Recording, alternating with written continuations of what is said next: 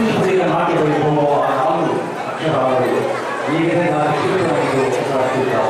కు అంటే పూసే కోయిల గీతాలి మధుర గానాలుగా, చి అంటే చిరు గాలుల సహోదరి జతులు వాద్యాలుగా, పు అంటే పూల గుంపుల సూర్యగాలి ఆహార్య ఆంగికాలుగా, ది అంటే విభిన్న కోటి కాంతులు తాత్విక అభినయ దరహాస క్రీడా విలాసాలుగా, సిద్ధేంద్ర యోగి మనకు అందించినటువంటి 4 అక్షరాలు 4 అభినయాల వెలసి 4 మాలుల 16 నాద తెలుగు నాట్యం మన కూచిపూడి.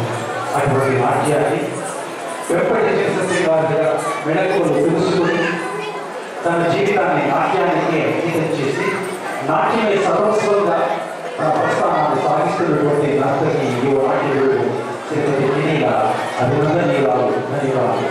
ఎందరో ప్రజలు అటు కళాకారులుగానే కాకుండా మంచి వ్యక్తిత్వం గల మనుషులుగా సంస్కారం కలిగినటువంటి పౌరులుగా మార్చబడుతున్నారు అంటే అది వినీగా లాంటి గురువుల చదవి.